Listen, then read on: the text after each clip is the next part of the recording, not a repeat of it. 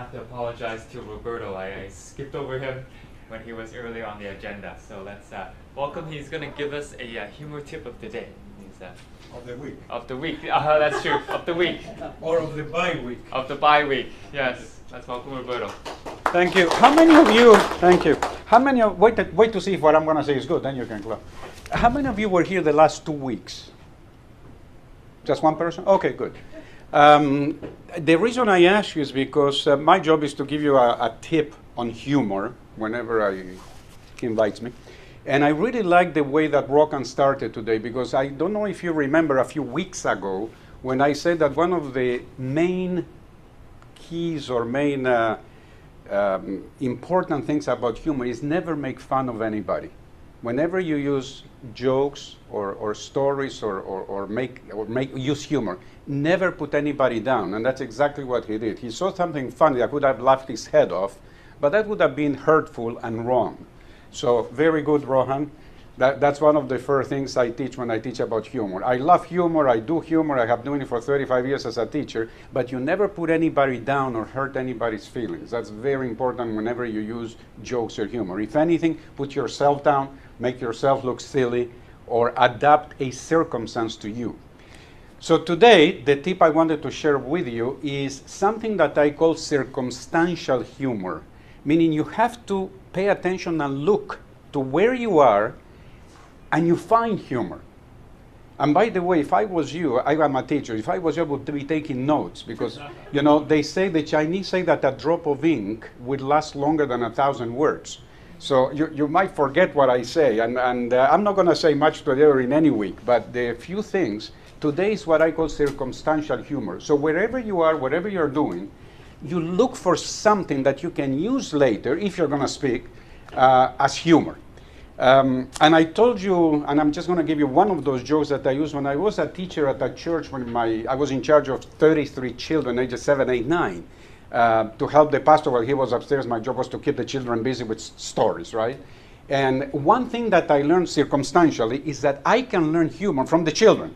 And when I asked the children, please write a letter to God as if you were going to meet him face to face.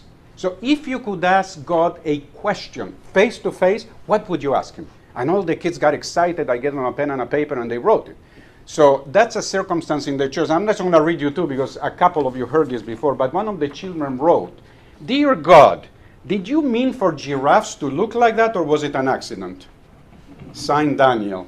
This is real letters. Another child wrote, "Dear God, it's very good the way each child has one mother and one father.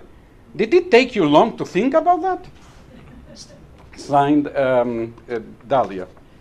And one more. I'll give you one more from the church and then I'll come to something else. "Dear God, why do I have to pray when you know anyway what I want? But I'll do it if it makes you feel better." Signed, Jonathan.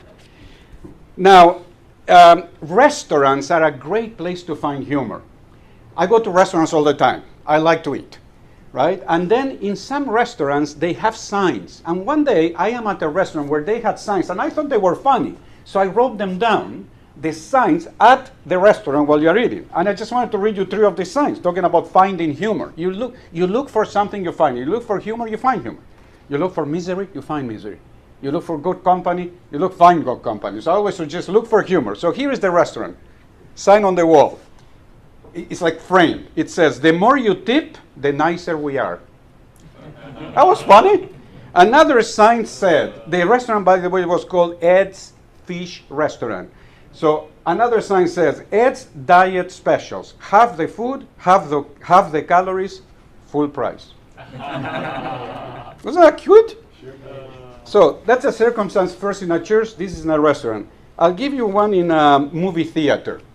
I'm at a movie theater lining up, and there was a couple, 2 people before me, there was a couple, and this couple were from Newfoundland. You know where Newfoundland is, right?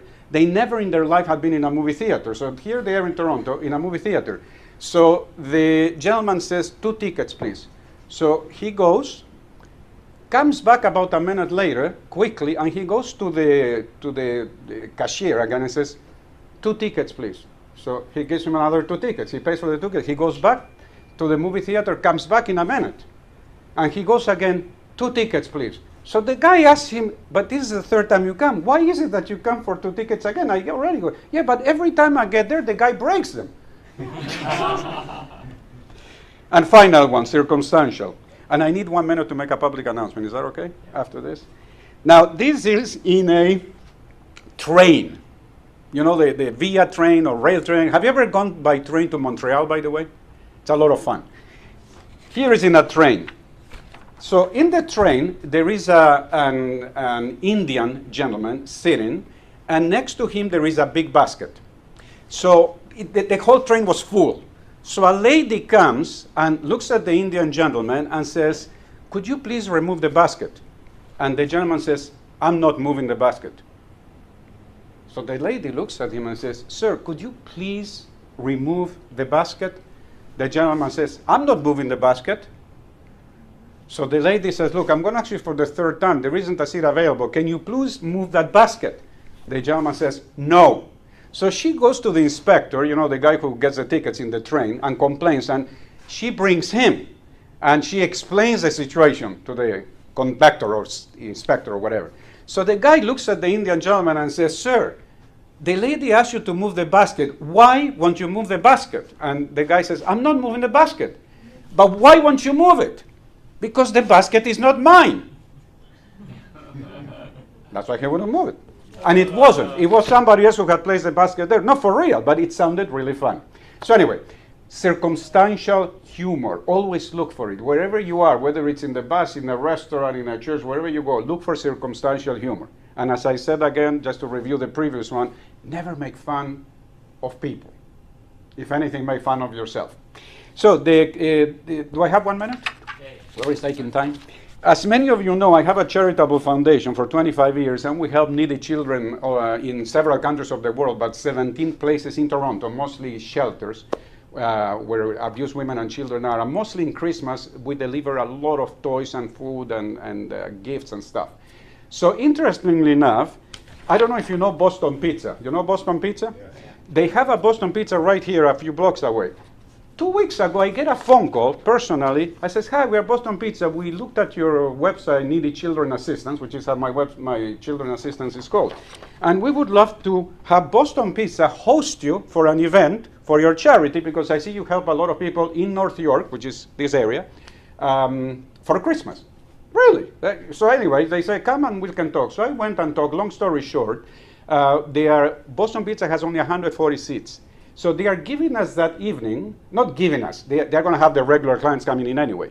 But they said, "Let's do an event with needy youth assistance," which is what we are, and you can have your whoever you want to invite. There's no fee to get in. You just pay for a slice of pizza, whatever you drink. But we're together as a group of friends, and you contribute to the cause by simply consuming. Between you and I, what they do is they sell $1,000 worth of pizza. They give us $100. They give us 10%. That's the deal. But we're also going to have a silent auction with some beautiful gift items that they will raffle. And then whatever it is, we will be buying toys and food and things to deliver in Christmas to the North York. Because believe it or not, in North York, just 7 blocks from here, there is a place called Youth at Risk Center. And there is 35 youth that live there permanently. It's across the police station. And I know it very well because I'm a part of that, of the police station community liaison. And it's amazing how much help there is needed right here in Toronto. It's not just your way everywhere, which of course right now there is a lot of need. But right in our city, there is a lot of need. So with your permission, Mr. President, tomorrow, the email list, I'm just going to send you the invitation I'm going to be sending to our people in the charity so that you know. All you have to do, if you're interested in being there, and I thought as Toastmasters would be nice to see you there together, you know, we just have a slice of pizza, there will be music, it's fun, blah, blah, blah, and it's nice. So I will just send you the invitation we sent to our charity organization. If you want to go, all you have to do is call, book, and says, "Hey, I want a table, I'm going to the event." That's it. It's October 5th. On purpose, we did it on a Wednesday, by the way, not on a Thursday. So it's Tuesday, October 4th. So I think you will have fun, you will enjoy it, and if you like helping children and youth, that's what we're going to be doing in North York. And I thought that as Toastmasters, it's nice to socialize, talk, you know, there will be a couple of little speeches, and who doesn't like pizza, right? So anyway, that was Boston Pizza. And I'm not making a commercial for them, they call me, okay? You can send it to me, because not everyone's on the website. Okay, I send it to you, you can send it to whoever, yeah, because I see a lot of new faces, by the way, welcome, nice to see you. All right, have fun. Thank you.